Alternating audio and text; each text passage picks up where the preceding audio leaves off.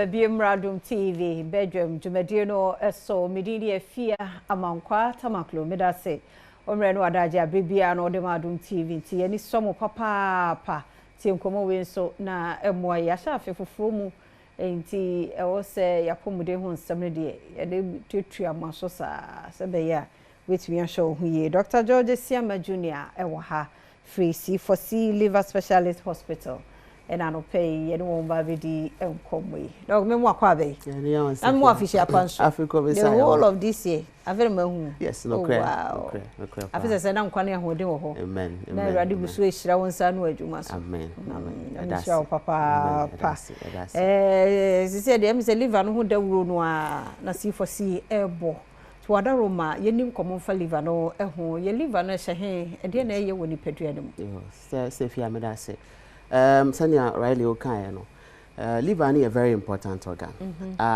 Say uja liver no wa almost about 80% of yari nyina.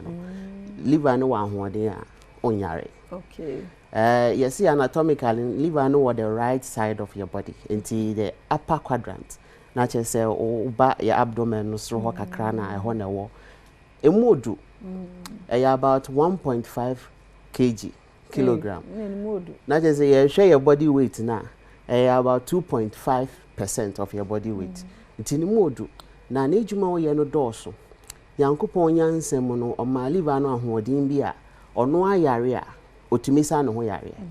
Enti se before wa liver no be ma we hu se o yare no. Na che se wa try a mo ntumi nye bio. Na afi abo yare. Enti liver no ahoden no eni kwan se ba form.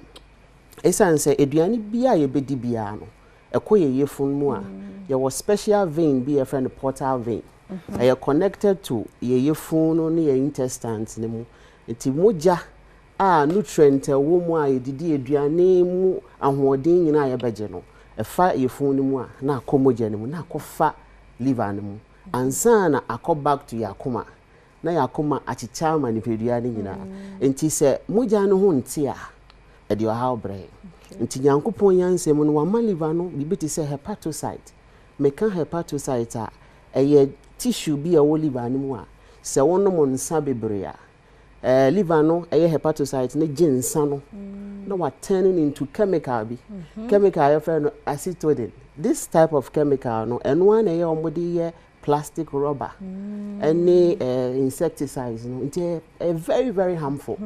Oh, enti se liver na ntimi ansone alcohol na sa chemical it na liver ni mu na amana ye cancerous. Enti se liver na ntimi anye sa o yare o cancer chances ekosoro. Liver ya so wo kafa cells. Ye kafa cells a de bia ya meka se liver no da so yo. Yes, enti de bia meka se kafa cells no eye macrophages. Ye ka macrophages a fiba woni pedua no mu a ye wo white blood cells bi ombeku omo. Omo ye mature da e wo liver ni mu a ye from kafa cells. Nti de bia no omo gina boda no before a efimbe ba woni pedua no mu no bacteria wo den yo na wache no na waye no ho ejuma.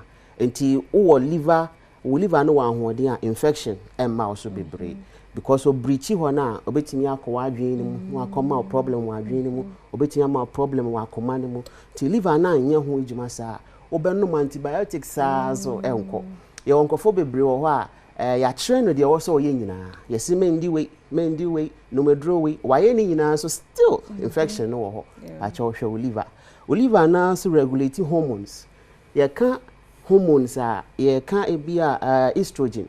Liver no special receptors bi wo mu a echi estrogen ye yenuanom mba hormones enti se anye balance ya awo ho ye de enti se o liver na ntimi anje sa estrogen ni ye a efi ya estrogen no ho fi no etna oni pedua no na wanya hormonal imbalance enti se e bia wo treat hormonal imbalance de bia wo kɔ ne ya ma withdraw therapy foforo ba cha hwe liver ya bi o so regulate hormone a ye frɛ no cortisol hormone ye hormone bi a ye stress bebre a na aba se dose wo mu a etimi ma stomach ulcer dose wo bebre a etimi ma depression etimi ma onya anxiety etimi kura so ema onya heart problem liver ya na regulate no it is a liver na etimi anya sa mental health issue ba de bia me ka say ye won kofo bebre wo ha mo fa antidepressant na eni kwan say nko mo fa na wo say nko mo hwe mo liver no na liver no regulate hormones no omo ye okay it is a liver no ntimi ndi say ejuma we nyina obenya problem in some cases could produce albumin a type of protein bia say nurse woni pedua no ma onya problem one major thing they say oncotic pressure woni pedua no just a pressure a regulate protein no e ba form na ekosoro bebra insuo timi gina woni pedua no empem bebre no obinya edema na ne na mema so na baby mema so na was in the kidney enso enye de bia na ye kidney no liver na ntimi ye adwuma bi yesa emwa o kidney no na efi etina woni pedua nti liver no sorry a very important organ okutia na yare bebre beba ni pedua no so say we liver ho touch ma some of the signs and symptoms be obenya and so bon so ho to make it cow to udware wia pe bon so ho kekao ntimi reduce germs no wo system ni mu nti na e bi accumulate na wonya chronic inflammation liver ya akura so nya problem a oye bibi kakra na wabre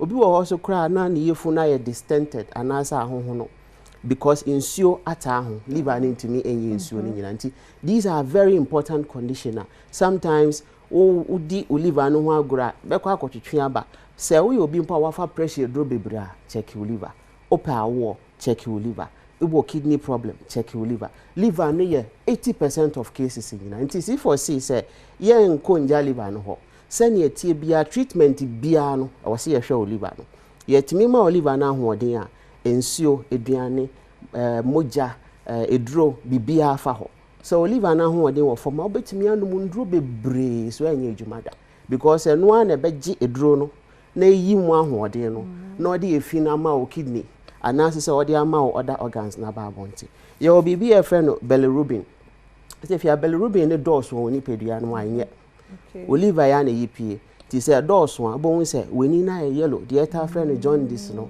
nti ubehwe a nkola bi wo ha ebe wo no yesi ye de ne kotu blue light mo ha blue light ne che se eboa na ma ne jaundice no abafom e pa check liver nti liver ne de ye nko enja ho kra nti na C4C e de special medication I fe ne Livoton aba system na enije sem ne se Livoton enye so wo liver problem nko ana obe no because ye believe ne se so bo liver no ho ban a onyare nti nombi so ye akwala peni opemfo ana se akwala ya wono foforo kra owo problem with jaundice onya Livoton na beboa then na Livoton ne koye ekoboa o hepatocyte which is the tissue of the liver no eno na mpe mebre no onya hepatitis a na multiply in 10 times na ahoho no and is onya Livoton na reduce that effect no na eboa liver no ema liver na ejuma ye di ho nkomo nyina no aye na asan aye ne ye na o heart problem say o fa diabetes edro ana hypertension edro o liver ye o say gi glucose si chire ni kakra it is o liver ho ode wo fama obenum diabetes edro sa so enko nti mesre se bebi a wo bia no C4C Adom ne wo ho se owo eye sunyane C4C wo ho owo eye hohoi ana se Volta region se owo eye central region titru Cape Coast Mankesim Salt Pond Mori ena Winneba ho nyina no C4C wo ho se ope Livoton ata Adom nti all over Ghana Accra ha obatema ana se oba Adenta oba Madina ana se bebia wa Accra ha in the western region so Takrade Takwa ne nyina C4C ewo ho okoya Ashanti region na Edum ene eje so C4C ewo ho onmo Tamale Boligatanga wa na northern sectors ne nyina C4C wo ho Oti region kura C4C wo ho nti se ohia Livoton na number no na ebia o ba hospital na be ye din amawa o friend number ya dispatch rider wo ho a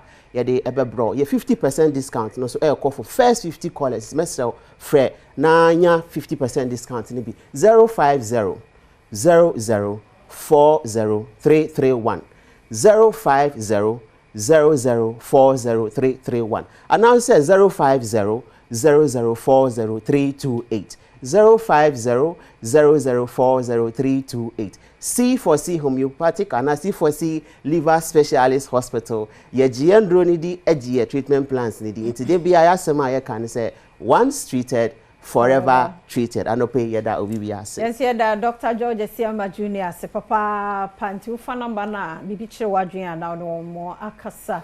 Ma me nkomra na sister Sandy bi. Oh yeah guy. Onfa ho sepembro na ebrebe mo ebesaba. Ya beto so. Ye kwaba.